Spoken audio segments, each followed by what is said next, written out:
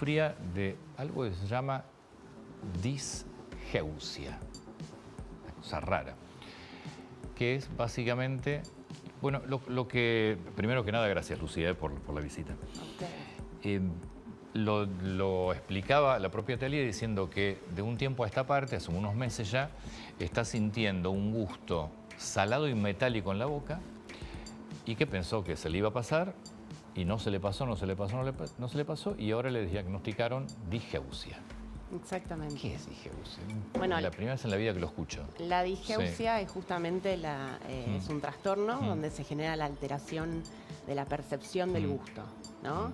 Lo más frecuente, o es un término que se utiliza para justamente referirse a estos cuadros en los que persiste un gusto alterado o desagradable, más frecuentemente salado o metálico, y de forma constante o persistente, ¿no? Pero es un poco un término que engloba varias alteraciones del gusto, sobre todo alteraciones de tipo cualitativas, no que tengan que ver con si siente más o menos, sino la calidad del gusto en sí.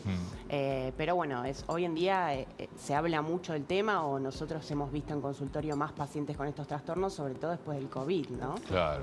Eso era lo que le iba a preguntar. Sí. Pero lo que vamos a ver ahora es el video de Thalía, porque ella a través de su cuenta de TikTok empieza a comentar su experiencia y le pregunta a sus seguidores, bueno, si también sufrían de este tipo de diagnóstico. Vamos a ver el video.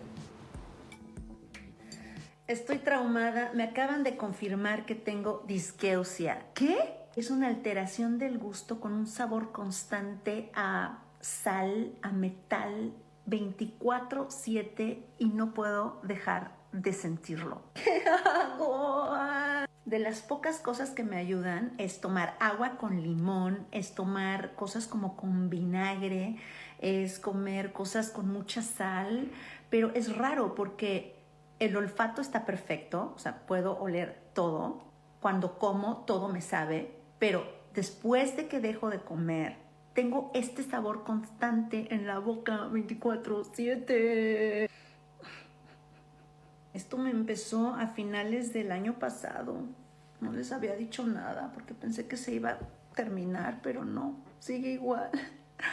Dicen que pueden ser meses o tal vez años. No. Así yo no juego. Por favor, díganme quién tiene aquí ¿qué? Dime si tienes disgeusia. Dime porque quiero entender más.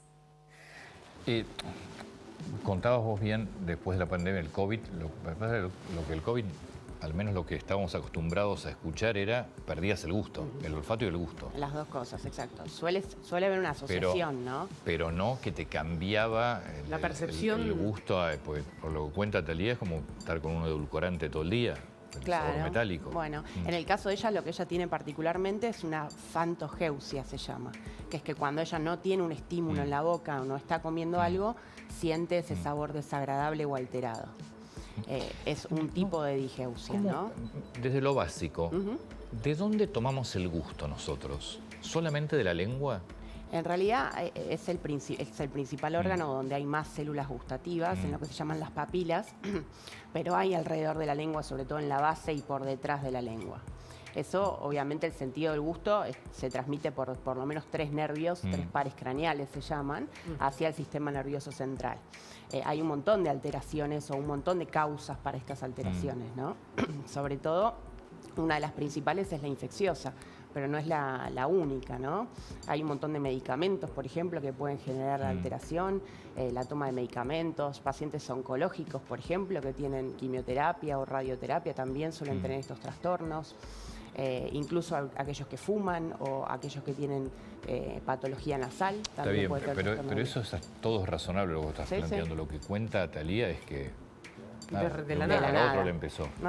Eso puede aparecer en cualquier edad. Ella tiene 52, no parece, está impecable, pero digo, ¿en cualquier edad puede suceder? Mira, por lo general los números hablan de que a partir de los 40, 50 años son más frecuentes estos trastornos. Son raros en personas más jóvenes.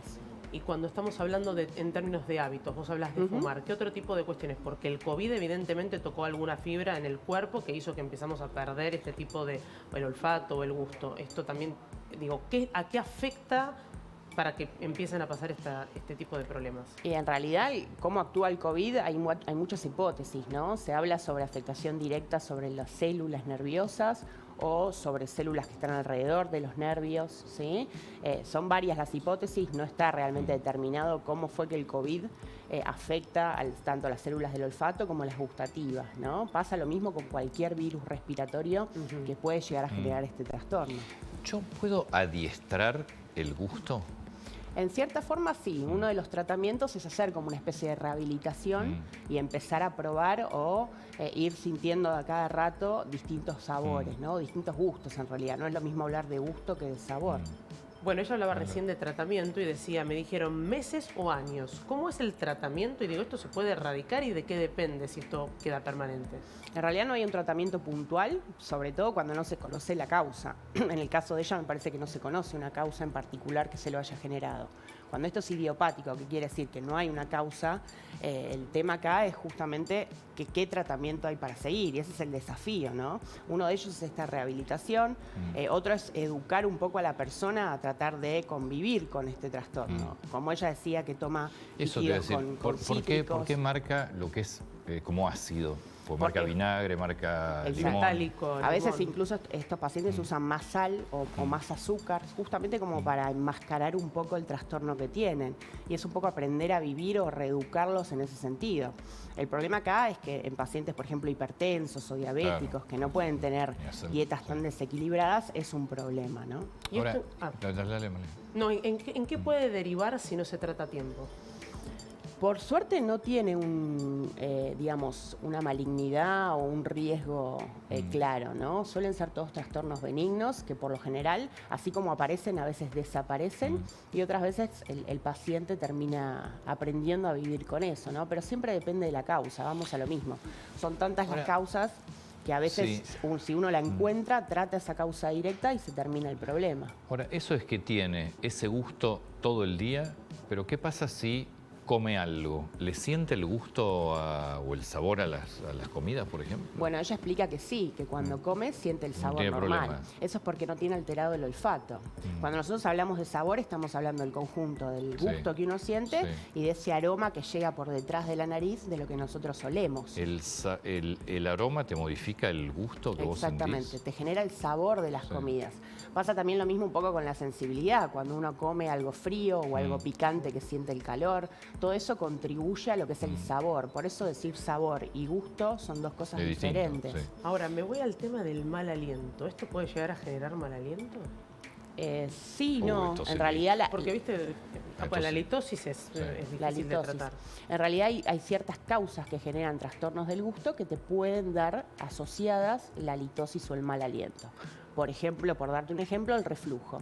El reflujo gastroesofágico, cuando es muy alto y llega hasta la laringe, la faringe, muchas veces repercute en la boca, genera estos síntomas y aparte puede dar mal aliento. Por darte un ejemplo, ¿no? De alguna de las causas. Pero no en sí por tener trastorno del gusto ella va a tener mal aliento. Cuando hay un trastorno nasal de fondo, por ejemplo una sinusitis o una rinitis, que el paciente tiene mucho moco y eso afecta también el gusto, puede también